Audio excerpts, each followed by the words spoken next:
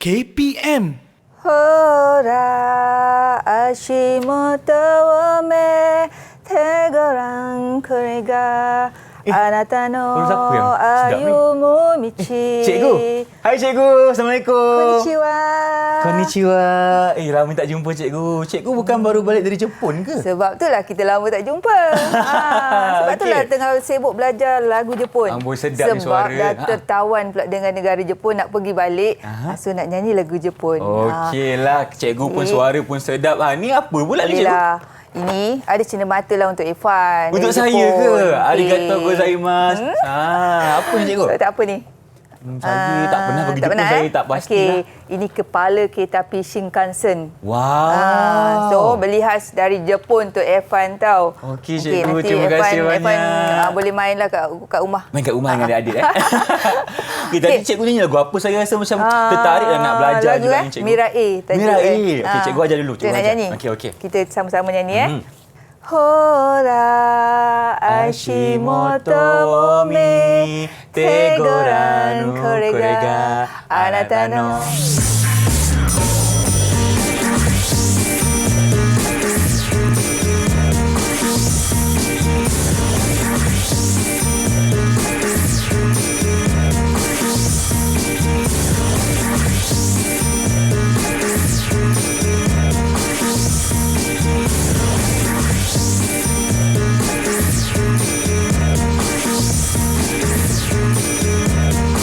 Hello, Assalamualaikum. Salam sejahtera kepada anda semua yang sedang menyaksikan Didik TV KPM bersama saya hari ini, Irfan Syahmi. Saya mendoakan agar rakan-rakan semua yang berada di rumah dalam keadaan yang baik-baik belaka. Okey? Hari ini kita dalam slot menengah rendah untuk mata pelajaran apa? Kalau kita tengok sini ada globe ni untuk mata pelajaran geografi tentunya bersama dengan Cikgu Afiza Mat Khalid dari SMK Tunku Ampuan Najah Seremban Negeri Sembilan. Assalamualaikum cikgu, apa khabar? Waalaikumsalam Irfan. Sihat. Alhamdulillah. Okey, cikgu baru balik dari Jepun tadi Alhamdulillah baru sampai dari Jepun. Baru sampai terus ke Didik TV hari ni. Cuti sekolah kan. Okey, dan kita pun nak tahu hari ini kita akan belajar mengenai mata pelajaran geografi dan kita ada anak murid cikgu yang berada dalam talian, betul ke? Ya, ada 4 orang hari ini. Ada 4 orang. Jom kita dapatkan mereka. Okey, mungkin cikgu boleh perkenalkan anak murid cikgu, silakan. Okey, Assalamualaikum semua murid-murid. Kita pagi ni ada 4 anak dara. 4 anak dara. Kan? Pernah dengar lagu tu? 4 dara. 4 dara. Okey, sebelum kita nak belajar lagi lepas ni tentang topik hari ini. Baik. So, kita berkenalan dulu dengan anak-anak murid kita. Jom. So, ada 4 orang hari ini. Kita ada Sarah Harun. Hai Sarah, Assalamualaikum. Lambai sikit. Hai, salam cikgu. Okey, hai Sarah. Kemudian kita ada Aiman Umaira. Hai, cikgu. Sihat Aiman? Sihat. Siti. Sihat, Okey, Alhamdulillah. Alhamdulillah. Kemudian kita ada Siti Nurkalisa. Hai Siti. Hai, cikgu. Kena bangun awal pagi hari ni walaupun cuti sekolah. Okey, dan kita ada Syamimi Said. Hai Mimi.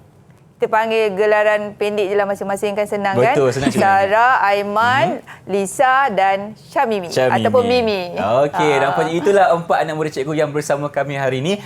Tentunya ada juga penonton yang bersama kami di rumah. Okey, jadi cikgu, untuk segmen yang pertama ni, apa yang kita akan sentuh? Okey, sebelum kita belajar topik hari ini, pengangkutan di Asia. Jadi kita kena tahu terlebih dahulu tentang benua Asia. Irfan tahu tak benua Asia? Tahu cikgu. Okey, apa fakta tentang benua Asia kalau Irfan tahu? Okey, kalau fakta tentang benua Asia, negara kita berada di dalamnya cikgu. Okey, negara kita. Negara kita adalah salah sebuah negara dalam benua Asia. Bahagian Asia, iaitu Asia Tenggara. Betul. Benua Asia ni besar dan dia merupakan benua yang terbesar di dunia. So dalam negara lebih kurang 40 buah negara dalam benua Asia ni sendiri, dan dalam banyak-banyak negara. Cuba Irfan tunjukkan negara mana yang Irfan pernah pergi dalam benua Asia tu. Okey, dalam benua Asia kalau kita lihat di sini, Irfan pernah pergi ke Korea Selatan, lepas tu Irfan pernah pergi ke Singapura, Indonesia dan juga Thailand. Ada beberapa negara yang Irfan pernah pergi sebelum Pernah ni. ke Arab Saudi? Belum lagi cikgu, bukan rezeki lagi lah. InsyaAllah nanti akan pergi. InsyaAllah. Okey, Jepun belum kan? Jepun belum. Korea. Sebab tu cikgu pergi dah tadi. So Korea Selatan dah pernah pergi. Pernah. Cikgu pun dah pernah pergi Korea Selatan. Wah, bestnya. Kan, Okey. best kan? Okey, ini kita akan belajar tentang sistem pengangkutan yang terdapat di benua Asia, di negara-negara Asia yang kita nak lihat yang utama sahaja. Yang selalu orang sebut-sebut macam Dubai, Japan. Betul. Kan? Jadi kita akan pergi ke negara-negara tersebut. Silakan. Ni negara-negara yang terletak dalam benua Asia. Okey? Kedudukan dia Jepun. Sebelum tu kita nak tanya juga yang murid-murid kita ni kan. Manalah tahu dia orang pernah pergi ke negara-negara Asia ni. Kita tanya, siapa yang pernah pergi salah sebuah negara dalam Asia ni? Pernah tak melancong ke dengan ibu bapa? Ada? Dia pernah punya. Cuba angkat tangan sikit. Cerita dekat Abang Irfan. Ada. Ada tu. Ramai. Ada dua. Okey, siapa nak cakap dulu? Mimi? Apa pengalaman Mimi? Pernah pergi dekat Thailand dengan Arab Saudi. Oh lama. Arab Saudi buat apa? Umrah ke? Umrah. Alhamdulillah. Okey. Sarah ke mana Sarah? Sarah pernah pergi Indonesia dengan Thailand. Oh, bagus. Okey, boleh tak macam Mimi ceritakan sedikit apa yang pengalaman Mimi menaiki pengangkutan di negara tersebut? Pernah naik kapal terbang saja. Untuk pergi dekat Arab Saudi dengan Thailand tu, untuk Thailand kita orang naik kereta je. Untuk pergi Arab Saudi naik kapal terbang. Naik kereta daripada mana tu? Mimi naik kereta daripada rumah lah, Bukit Kayu Hitam Seremban. ke? Rumah daripada Seremban. Dari Seremban. Oh, dari Seremban sampai ke Bangkok. Macam tu. Bukan sampai sampai ke Thailand. Melalui ini Bukit Kayu Hitam ke? Lalu Bukit Kayu Hitam ke macam mana? Tak ingat. Tak ingat tak apa. Nanti kita Diorang ni kalau kita pergi sembang balik. berjalan, kebanyakan dia tidur dalam kereta sebab yang bawa tu ibu bapa mereka kan. Tahu-tahu sampai kebanyakan kan, cikgu? Tahu sampai. Sarah, pengalaman Sarah macam mana? Naik pengangkutan apa? Ke mana tu? Sarah pergi Indonesia naik kapal terbang lah. Sampai ke lapangan terbang sana. Okey. Lapangan terbang apa dekat Indonesia tu? Apa nama? Ingat lagi tak? Ingat tak? Aduh, tak ingat lah cikgu dah lama. So, okey, tak apa. Kalau tak ingat, lepas ni kita akan belajar juga. Itu antara lapangan terbang di negara-negara yang mereka pergilah. Memang akan ke negara luar yang jauh, beribu-ribu kilometer. Betul. Memang kita akan naik kapal terbang. Okey, kalau kita naik kapal tu, lama pula ambil masa kan. Mungkin zaman dulu kita naik kapal tapi sekarang ada kemajuan kita naik kapal lebih terbang. cepat sampai kan. Okey. Jadi kita akan belajar hari ini berkaitan dengan pengangkutan darat yang diorang tadi Syamimi kata tadi dia ada naik kereta menggunakan jalan darat je hingga ke Thailand. Okey, mungkin pergi Hanyai agaknya. Mungkin. Macam Sarah pergi ke mana tadi? Indonesia menaiki kapal terbang. Okey. Dan kita ada pengangkutan udara tadilah yang kapal terbang dan kita ada juga pengangkutan air. Pengangkutan air ni penting kalau zaman dahulu, zaman nenek moyang kita, kita menaiki kapal untuk mengerjakan haji. Betul, kan cikgu. dan mengambil masa yang panjang perjalanan. Tapi sekarang dah tak lama dah, dalam 12 jam kita dah sampai ke Jeddah, lapangan terbang antarabangsa ni lah, Jeddah. Jadi kita akan belajar 3 jenis pengangkutan hari ini, Irfan. Okey. Yang pertama kita ada pengangkutan udara, pengangkutan darat dan juga pengangkutan air, cikgu ya. Baik, itulah dia sedikit sebanyak mengenai apa kita akan belajar hari ini. Sekarang ni kita nak berhenti berehat seketika. Jumpa anda selepas ini. Jangan ke mana-mana.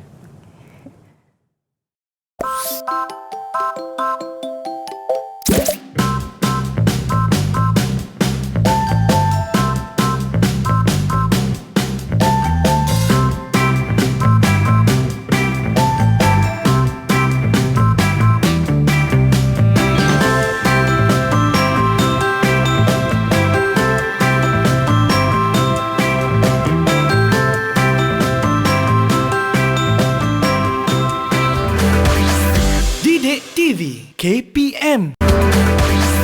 Didik TV KPM.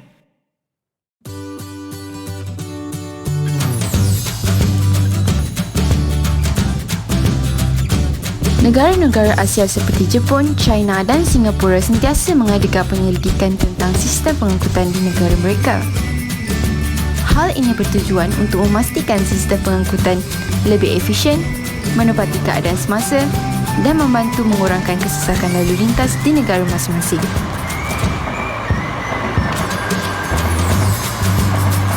Setelah mempelajari bab ini, anda dapat mengetahui dengan lebih lanjut tentang kemajuan pengangkutan di Asia. Baik, nampaknya tadi sebuah video yang sangat-sangat menarik mengenai pengangkutan darat, cikgu. Ya, pengangkutan darat. Mungkin cikgu boleh ceritakan sedikit apakah sebenarnya intipati video tersebut? Okey, kalau kita lihat video tadi, Irfan, sebenarnya berkaitan dengan pengalaman menaiki kenderaan ataupun pengangkutan daripada satu negara ke negara yang lain yang melibatkan beribu-ribu kilometer. Jadi dengan permulaan kita menaiki kapal terbang, kemudian tiba di negara tersebut kita menaiki kereta api pula. Kereta api pula. Dan kereta api yang ada dalam video tersebut adalah kereta api Shinkansen yang cikgu cerita tadi tu, terletak di negara Jepun. Ini contoh kereta api dia. Itulah mainan yang cikgu ada kepada Irfan tadi tu. Jadi ambil balik. Okey, dan kita menaiki Airbus tadi kan, kapal terbang juga. Baik, kenapa kat sini ada banyak peta-peta ni, cikgu? Okey, jadi hari ini sebenarnya kita nak belajar berkaitan dengan jaringan pengangkutan yang 3 jenis tadi, iaitu pengangkutan darat, lagi udara, dan satu lagi kita ada pengangkutan air. So kita ada 3 jenis. Kita nak fokus yang pertama dulu, iaitu pengangkutan darat yang utama di Asia, dan kita fokus kepada landasan kereta api. Okey, boleh. Sebab tadi video berkaitan dengan kereta api kan. Jadi yang darat ni kita ambil ada berapa ni, Evan? Ada 5 jenis yang utama di Asia. Okey, kita ada kereta api di India. Kalau India ni tak boleh lepas daripada kereta api. Kalau tengok filem Hindustan, mesti ada punya lah. Wajib ada kereta api dalam movie tu. Itu adalah pengangkutan utama di India. Okey. Yang kedua kita ada kereta api Trans-Siberia. Dekat negara mana ni? Pernah dengar tak? Negara Siberia ke, cikgu? Mana Siberia? Siberia dia dekat. Tak apa, lepas ni kita cari. Okey. Kemudian kita ada kereta api di Jepun, Shinkansen. Okey, kereta api berkelajuan tinggi di Korea Selatan. Evan pernah pergi kan? Pernah. Naiki tak kereta api di sana? Mestilah, cikgu. Laju, cikgu. Efisien pula tu. Kan, kalaulah ada di negara kita. Kita doakan satu hari nanti akan ada, cikgu. Sebab kita pun tengah dari Kuala Lumpur ke Kota Baru, Kelantan. Manalah tahu kan. Betul, cikgu. Kita doakan sama-sama. Okey. Kemudian kereta api berkelajuan tinggi Beijing ke Shanghai. Beijing di mana? China, cikgu. China. Okey.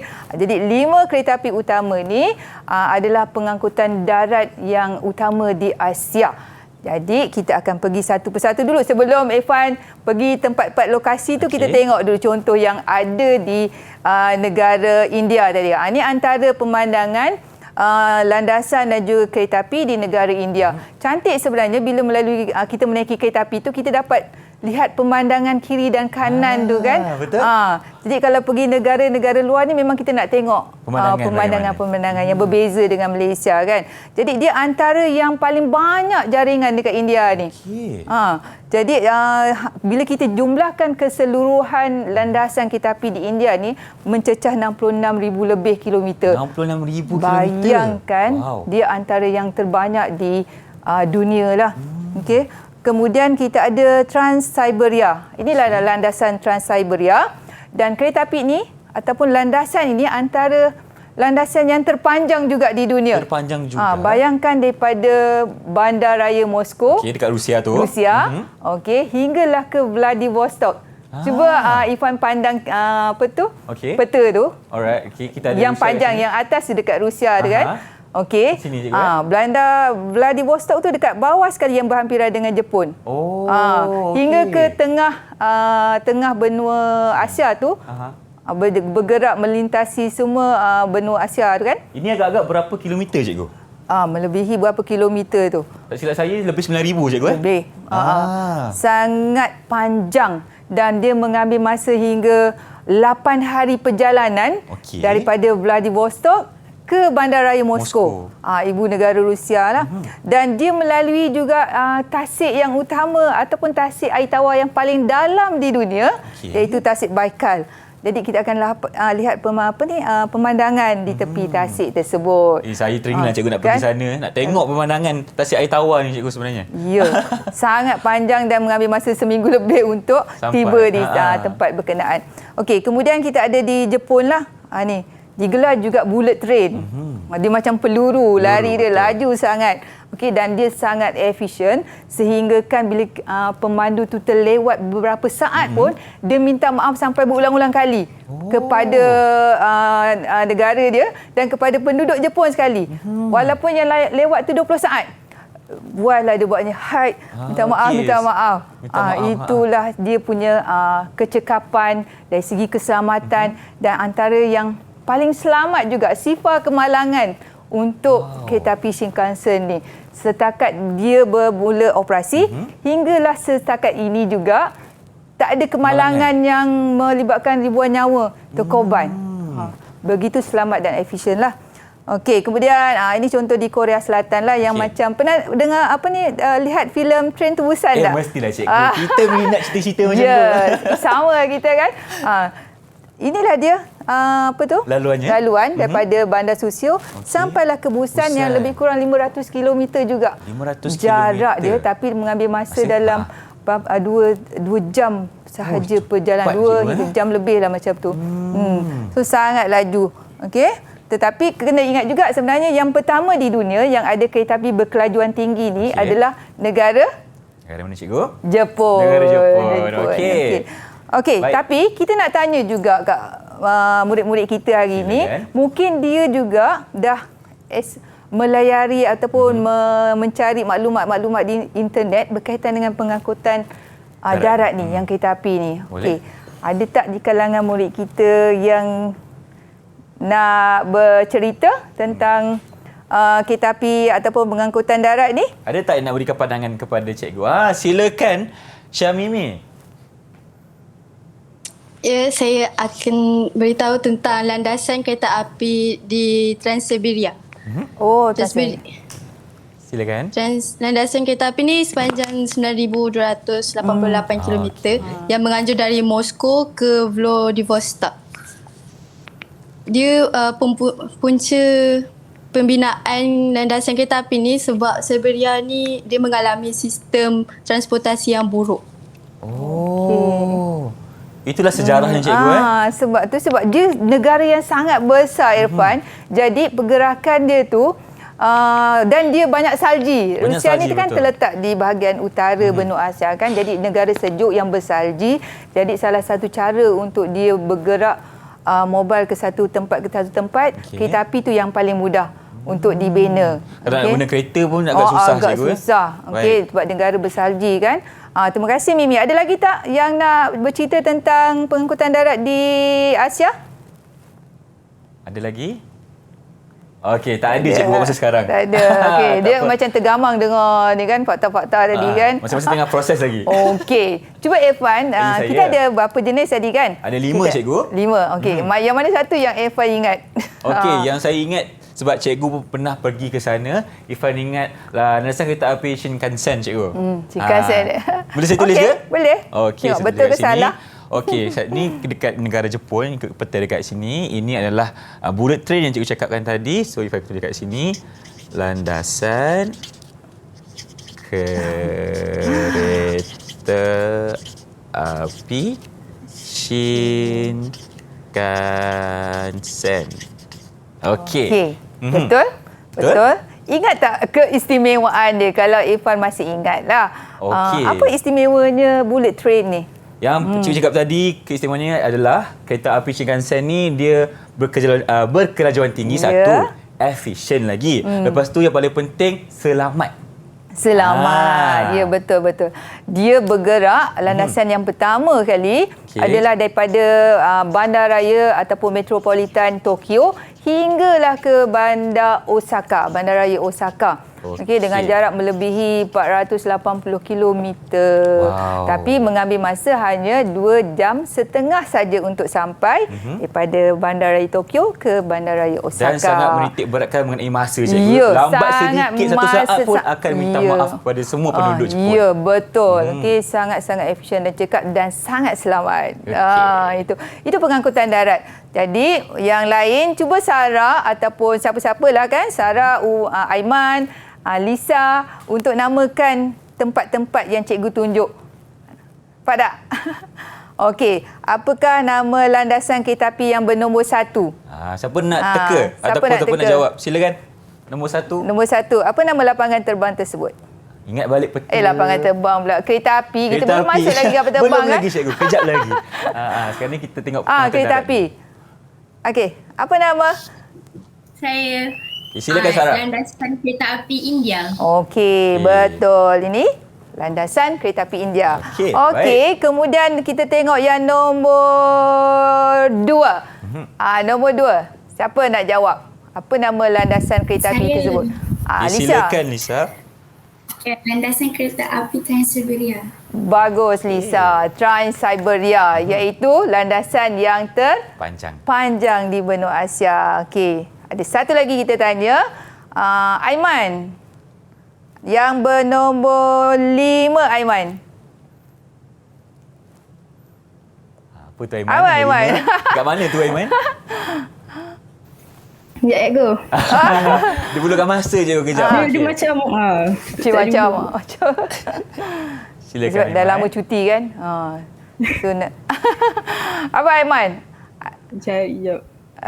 Cari kejap. Ya, go. Apa nama? Kalau yang lain boleh tolong? jap. Dah. Berapa nombor 5 tadi? Ya betul, nombor 5. Ya, nombor 5. Landasan kereta api berkelajuan tinggi Beijing Shanghai. Ya, Oh, tepat Beijing ke sekali. Shanghai. Bagus. Okey. Jadi yang lain-lain tu, Ifah masih ingat kan kita ada 5 pengangkutan yang utama untuk pengangkutan darat. Baik. Okey, kita nak pergi pengangkutan seterusnya. Yang mana cikgu? Tadi kita kata kita naik apa? Kapal terbang cikgu? Ya, Kita kapal nak tengok yang terbang. udara So, punya pula. kita Okey. akan menaiki kapal terbang untuk pergi ke Dubai. Pergi ke Dubai. Okey, nak tengok Burj Khalifa ke? Apa kan? Itu antara yang terkenal di dunia kan. Yang paling sibuk juga. Inilah dia lapangan terbang antarabangsa Dubai. Dia antara lapangan terbang yang paling sibuk di dunia. Okey. Dan dia melibatkan juga fakta berkaitan dengan Dubai ni, lapangan terbang antarabangsa Dubai ni memberi pekerjaan hampir kepada 90,000 penduduk dia. Wow. Okey. Tahu tak Dubai ni adalah negara di mana? Negara di Kat mana United letaknya Arab Dubai? Emirates. Ya, dia salah sebuah negara UAE. Okey, antara negara yang terkenal lah dekat. Dia ada 7 buah negara dekat UAE tu. So Dubai, jadi Dubai ni adalah antara yang terkenal di Asia Barat. Okey, dan dia menjadi hub penerbangan juga. Maknanya kalau kita dari KLIA nak menuju ke Jeddah, kalau kita menaiki Emirates kan, kita akan berhenti transit di situ. Mungkin kapal terbang isi minyak ke kan. Mungkin kita pun nak rehat bagi makan dulu ke. Dapat juga kita merasa berada di Dubai kan, walaupun tak tengok Burj Khalifa tu. Itu antara pengalaman bila saya mengerjakan umrah tu. Okey, ini di Dubai. Okey. Kemudian kita ada juga lapangan terbang antarabangsa Hong Kong. Hong Kong ni juga terkenal di Asia di atas keunikan dia. Apa yang unik tu cikgu? Unik. Cuba tengok gambar dalam slide ni. Ini adalah tapak landasan untuk lapangan terbang. Dan dibina sebenarnya di atas tanah yang ditambak di atas laut. Bayangkan asalnya laut, kemudian ditambak dan dibina tapak lapangan terbang. Macam lebih kurang pulau yang dibuat cikgu. Okey. Jadi sebab Hong Kong kan dia sebuah pulau yang tidak berapa besar kan. Jadi dia perlukan ruang untuk membina lapangan terbang disebabkan pelancong yang ramai keluar masuk ke negara Jepun. Jadi kerana mereka mempunyai teknologi, tak ada masalah untuk membuat perkara-perkara yang baru, inovasi baru Jadi membina tapak tu di atas tanah tambak laut. Tu uniknya lapangan terbang Hong Kong. Terbangsa Hong Kong. Kalau Irfan biasa melayari internet, tengok lihat video-video di mana-mana bahagian di internet, kapal terbang tu akan menyusuri bangunan-bangunan tinggi di Hong Kong. Oh, dah kena lalu Kalau kita tengok macam ngeri kan sebenarnya, tapi betul cantik melalui bangunan-bangunan yang tinggi di Hong Kong dan melandas di tapak yang berhampiran dengan laut. Memang cantik pemandangan. Kalau tadi kita dah lihat bagaimana struktur lapangan terbang Hong Kong, cikgu. Nampaknya dekat sekarang ni Irfan ada peta pula. Adakah Irfan kena buat latihan sekarang ni? Ya, betul. Okey. Cuba Irfan namakan lapangan terbang yang bertanda X. Kalau kat slide ni lah, yang bertanda X. X itu adalah negara China, cikgu ya? Okey, betul. Okey, Bagus. Irfan pernah belum pernah pergi ke China lagi, tapi tahulah. Okey, di sini adalah lapangan terbang antarabangsa Chengdu, cikgu. Chengdu, okey, bagus. Betul ke salah, cikgu? Betul. Betul. Ejaan pun betul. Okey. Yang Y pula, apa nama lapangan terbang antarabangsa Y? Y adalah itu Malaysia. Okey, Y ni adalah Singapura. Singapura kita ada lapangan terbang antarabangsa Changi. Changi. Okey. Bagus. Betul ke ejaan saya, cikgu? Betul. Lapangan terbang antarabangsa Changi. Okey. Jadi itu berkaitan dengan pengangkutan udara. Sekarang ni kita nak pergi pengangkutan air pula. Okey. Ini yang ketiga, silakan, cikgu. Yang ketiga, pengangkutan yang ketiganya antaranya adalah pelabuhan Hong Kong. Itu antara pelabuhan yang paling cekap juga dia punya perkhidmatan di benua Asia dan paling sibuk juga menjadi hub perdagangan kapal-kapal kontena. Okey, ini antaranya. Okey, kita tandakan lokasi. Irfan lihat di peta yang gantung tu, di mana letaknya pelabuhan Hong Kong, Irfan? Pelabuhan Hong Kong di sini, cikgu. Betul, sebab dia berdekatan dengan negara China. Betul. Kan. Okey, ada Irfan pulau lihat sini ya, cikgu. Okey. Okey. Pelabuhan Hong Kong. Okey. Baik. Betul, Irfan. Itulah dia lokasi untuk pelabuhan Hong Kong dan juga ada juga pelabuhan di beberapa negara, iaitu di negara India, di Jepun sendiri, okey, di Indonesia dan Singapura pun ada, cikgu ya? Ya, Singapura pun antara yang paling sibuk di dunia dan paling utama di benua Asia. Okey. Kita nak teruskan kita punya tajuk hari ini tentang kemajuan pengangkutan di Asia dengan mengambil contoh beberapa jenis yang terkenal, iaitu kita ambil Shinkansen di Jepun, kemudian pelabuhan Hong Kong dan juga lapangan terbang antarabangsa Dubai. Jadi kita telah meminta untuk murid kita ni mencari maklumat-maklumat supaya mereka ni tahu sendiri apakah istimewanya ketiga-tiga jenis pengangkutan tersebut. Kita mulakan dengan Shinkansen. Okey, bahagian siapa untuk menjelaskan? Siapa tugaskan ni untuk menerangkan Shinkansen? Okey, silakan Aiman. Okey, kereta api Shinkansen ni dia terletak di negara matahari terbit, iaitu negara Jepun. Shinkansen ni dia ialah pengangkutan kereta api berkelajuan tinggi ataupun dikenali sebagai bullet train paling cekap dan efisien di Jepun. Kelajuan dia purata lebih kurang 320 km per jam. Kereta api Shinkansen ni dia menghubungkan 4 pulau utama, iaitu Hokkaido, Honshu, Shikoku dengan Kyushu yang ada dekat Jepun. Lepas tu kereta api Shinkansen ni dia dikendalikan oleh Japanese National Railways ataupun JNR.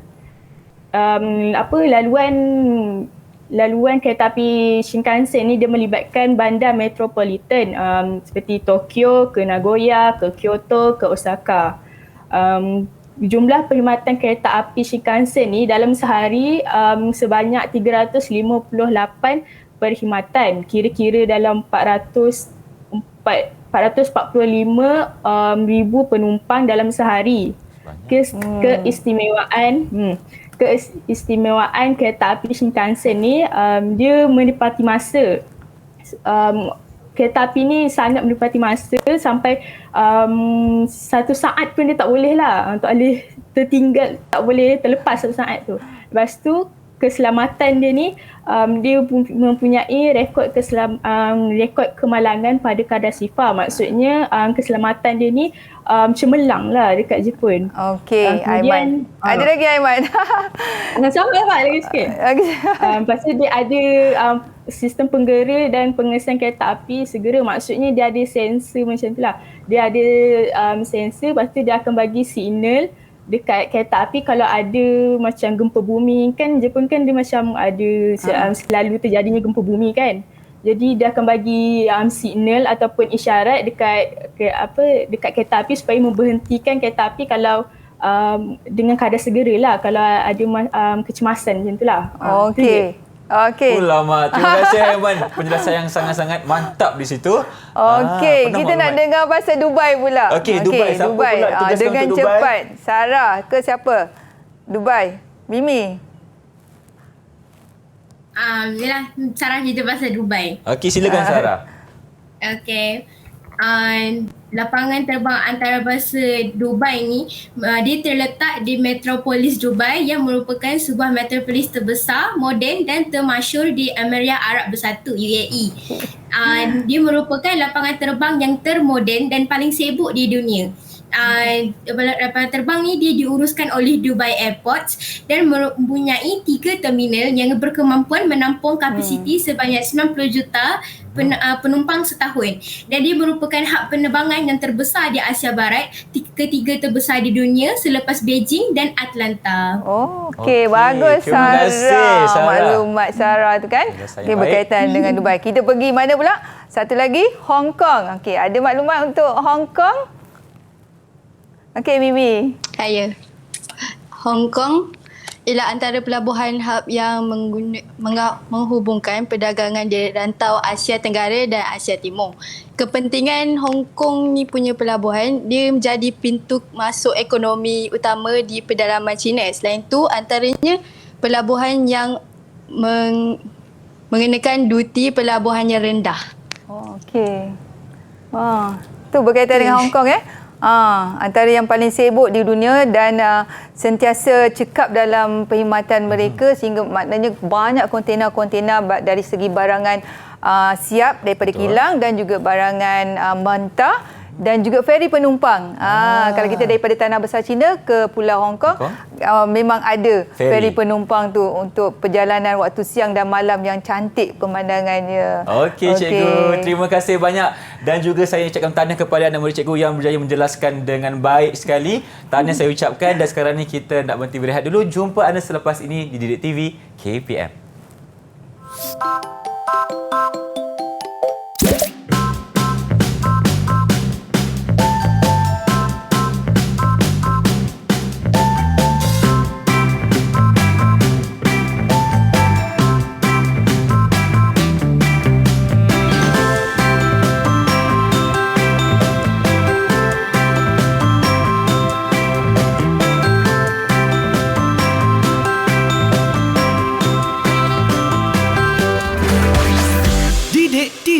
KPM. Didik TV KPM. Terima kasih kerana masih bersama kami di Didik TV KPM. Tentunya dalam mata pelajaran geografi, kita sedang belajar mengenai pengangkutan udara, darat dan juga air. Kalau tadi kita dah tengok ciri-ciri dan apakah ia, sekarang nak tengok apa pula cikgu? Kesan ke? Okey, tadi kita dah belajar berkaitan dengan jaringan-jaringan pengangkutan darat, udara dan air yang utama di Asia.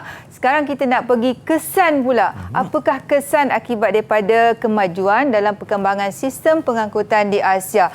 Jadi kesannya mestilah melibatkan masyarakat, kesannya kepada ekonomi di negara tersebut dan juga kesan kepada alam sekitar kita. Pasti mesti ada kesan kan setiap sesuatu yang berlaku tu. Jadi kita akan minta penjelasan kepada murid-murid kita yang ada pada pagi ini, sejauh manakah perkembangan sistem pengangkutan di Asia ini akan memberi kesan kepada masyarakat dan juga kepada ekonomi di negara itu sendiri. Jadi apa kata kita dengar mereka pula menjelaskan kan. Kita berehat sekejap bagi dia orang bercakap Kita dengar pendapat anak murid cikgu pendapat pula. anak murid. Okey. Sejauh manakah perkembangan sistem pengangkutan di Asia memberi kesan kepada masyarakat di Asia? Okey, ada siapa yang akan menjelaskan dahulu? Saya. Okey, Silakan Sarah. Okey, saya nak jelaskan tentang kesan pengangkutan ni kepada masyarakat. Okey, pertama sekali dia memberikan dia mewujudkan banyak peluang pekerjaan untuk penduduk setempat. Dengan ini kadar pengangguran penduduk akan menurun kerana kerana wujud pelbagai sektor pekerjaan dalam urusan pengangkutan tersebut, dalam pengangkutan udara, air dan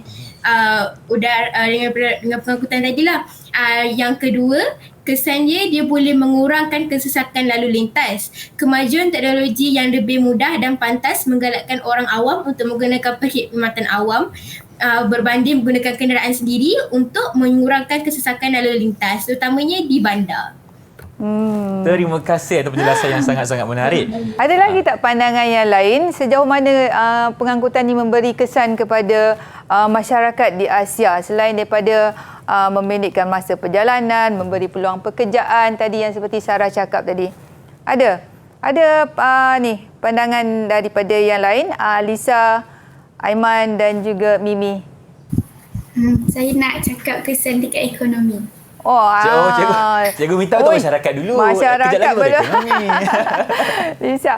Okey, sebelum kita pergi ke ekonomi sebenarnya, kalau Irfan sendiri, apakah Irfan rasa kebaikannya perkembangan sistem pengangkutan di negara kita sendirilah. Di negara kita tak kita. payah pergi kat negara lain. Kita tengok di Malaysia sendiri, kesannya kepada masyarakat kita, kepada rakyat Malaysia sendiri, selain daripada memendekkan masa perjalanan, memberi peluang pekerjaan. Okey, Irfan rasa satu kebaikan di mana kalau kita menggunakan pengangkutan awam ni, Irfan boleh cakap dari sini adalah perpaduan, cikgu. Sebab kalau kita berjumpa dengan orang ramai dalam train dan sebagainya, kita akan ada peluang untuk bercakap dengan orang yang berbangsa lain. Ya, okey. Maknanya Irfan biasa naik LRT, MRT. Biasa, cikgu. Kita orang muda memang macam tu.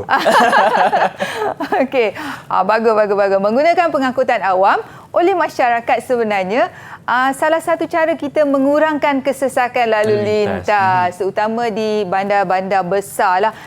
Contohnya Kuala Lumpur lah kan. Betul. Jadi untuk mengurangkan kesesakan lalu lintas, pentingnya kemajuan dalam sistem pengangkutan awam kita. Jadi di Kuala Lumpur sendiri pun kita dah ada monorail, lagi LRT, MRT. Maknanya Irfan lagi tahu tu sebab Irfan biasa naik kan. Sebab cikgu daripada Seremban, biasa menaiki kereta melalui highway. Tapi lebuh raya di Malaysia juga antara yang terbaik jugalah di Asia. Jadi pentingnya perkembangan tu, kesan tu untuk kebaikan kita juga sebenarnya, untuk masyarakat juga. Baik, cikgu. Seterusnya, cikgu. Seterusnya kita nak bagi kesan kepada ekonomi pula. Ekonomi pula. Okey, baik. Tadi siapa nak terangkan ekonomi? Okey, Lisa, silakan. Okey, pengangkutan dekat Asia ni dia akan menyebabkan bandar berkembang menjadi hub perdagangan. Contohnya macam Tokyo, Kyoto, Nagoya dan Osaka dekat Jepun. Lepas tu dia akan mewujudkan lebih banyak pembinaan pusat rekreasi dan hotel bertaraf antarabangsa. Contoh macam Burj Al Arab dekat Dubai. Pembinaan ni dia akan menyebabkan nilai harta tanah Dubai meningkat, so akan meningkatkan ekonomi Dubai. Okey. Itu contoh di Dubai lah. Ada lagi pandangan yang lain berkaitan dengan kesan kepada ekonomi? Sarah nak cakap lagi? Siapa? Aiman? Tak ada. Okey. So, berkaitan dengan kesan yang baik kepada ekonomi kita, tentunya dia akan menjadikan sebuah negara tu lebih terkenal. Betul. Okey, terutama dalam bidang pelancongan. Jadi biasanya pengangkutan udara ni penting memang untuk meningkatkan ekonomi kita dalam sektor pelancongan. Betul, jadi kita bergerak daripada satu tempat ke satu tempat, menaiki kapal terbang, mengambil masa yang pendek. Jadi terutama negara-negara yang memang sekarang ni orang menunggu menunggu untuk melancong Ah. keluar kan, dah tak sabar dah ni nak pergi, macam Irfan kata nak pergi Jepun kan. Betul. Okey, untuk melihat sendiri. Jadi dengan secara tidak langsungnya ekonomi negara tersebut akan berkembang, maju menjana pendapatan daripada kemasukan sektor pelancongan ni dari segi pertukaran wang asing. Itu betul. menjana ekonomi negara-negara tersebut lah. Dan kalau- kita sendirilah juga Malaysia pun sama menerima kemasukan pelancong kan. Dan itu juga sedikit sebanyak untuk menarik pelabur asing untuk masuk ke negara kita, Ya, cikgu. pandai Irfan menyebut.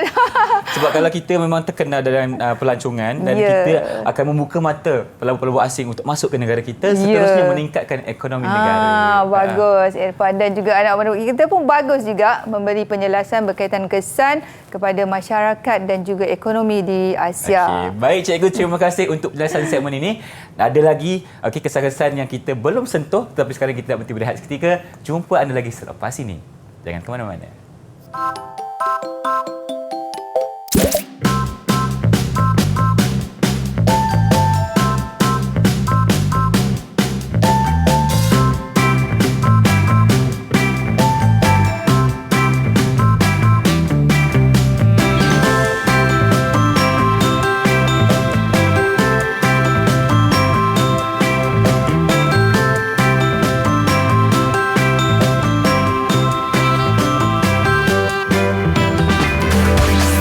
Didik TV KPM. Didik TV KPM. Bertemu kembali kita di Didik TV KPM dan kita akan teruskan dengan kesan yang seterusnya mengenai pengangkutan.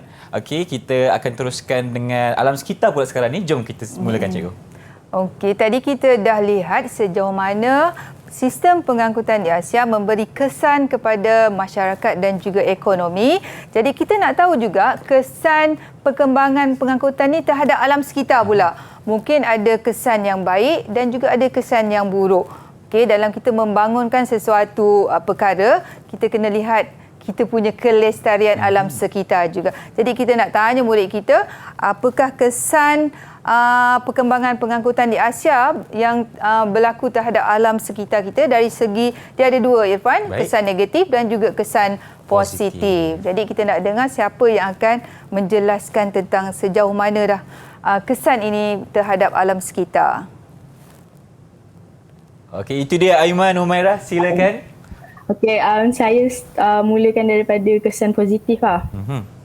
Jadi kalau kesan positif pengangkutan terhadap alam sekitar ni, kereta api berkelajuan tinggi mengurangkan pencemaran alam sekitar.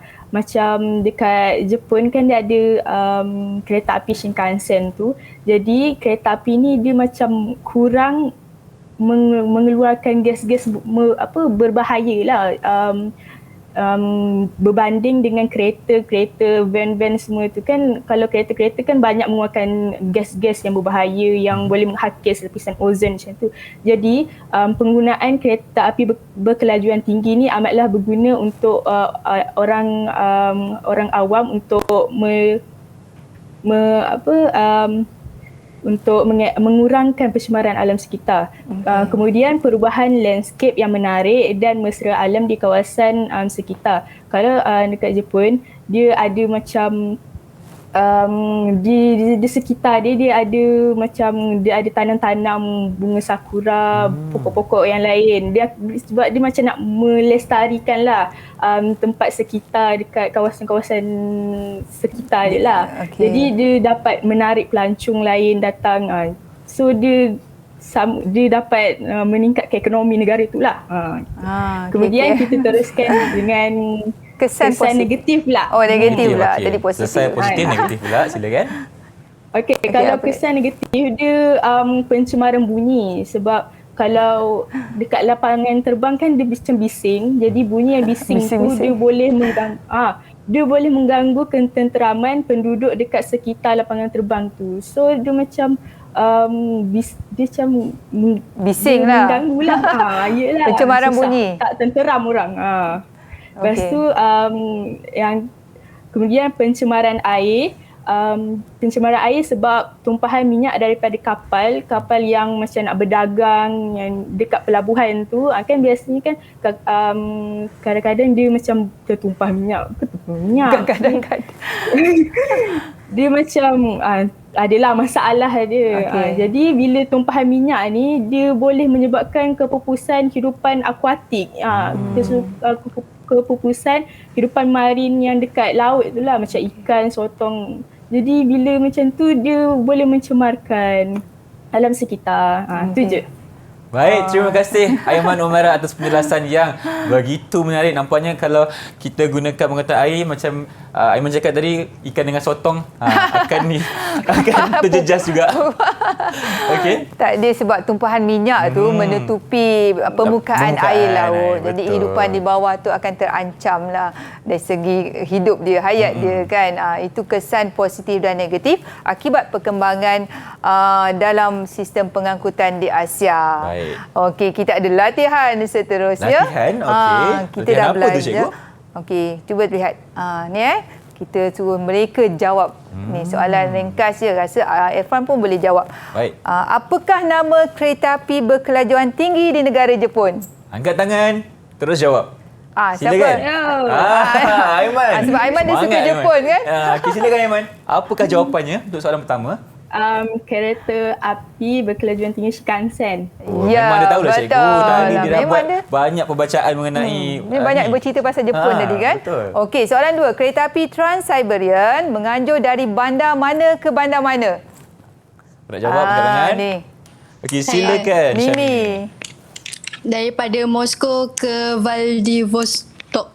Susah nak menyebut Vladivostok. bandar Moskow dan Vladivostok. Baik. Okey, itu betul Mimi. Ketiga, lapangan terbang antarabangsa yang manakah dibina di atas kawasan tambakan laut? Siapa cepat dia? Okey, satu. Okey, Baik, Lisa. silakan. Lapangan terbang antarabangsa Hong Kong. Betul, Lisa. Dan soalan keempat, apakah kegiatan ekonomi yang berkembang seiring dengan kemajuan dalam pengangkutan udara? Okey, Saya pelancongan. Bagus. Pelancongan. Ini soalan objektif. Okey, dah ada pilihan jawapan. Apakah persamaan bagi kedua-dua kereta api berikut iaitu landasan Trans-Siberian dan juga landasan kereta api India? Adakah dia berkelajuan tinggi? B. Kereta api yang moden. Yang C. Landasan yang panjang atau kadar bayaran tambang? Apa yang sama? Landasan yang panjang. Landasan yang panjang. Laju dia jawab Betul, Sarah ni. Sarah. Okey, yang kedua. Baik. Penyataan manakah yang benar tentang lapangan terbang antarabangsa Dubai? A. Menghubungkan kawasan luar bandar. B. Terletak atas tapak tambakan laut. C. Mempunyai 3 terminal utama. Dan D. Hub penerbangan terbesar di dunia. Okey. C. 3 terminal. Okey, dia memang ada 3 terminal utama Apa di tu cikgu? Dubai. Kalau cikgu boleh ceritakan. Dia memang nama dia ABC. ABC. Okey. Tapi sebenarnya ada nama syekh-syekh lah untuk setiap lapangan terbang. Dan lapangan terbang yang kita biasa, kalau kita ke Dubai, dia akan berhenti di Terminal 3. Itu memang khas untuk Emirates punya penerbangan. Baik. Okey, soalan seterusnya. Apakah kesan pengangkutan awam dalam foto berikut?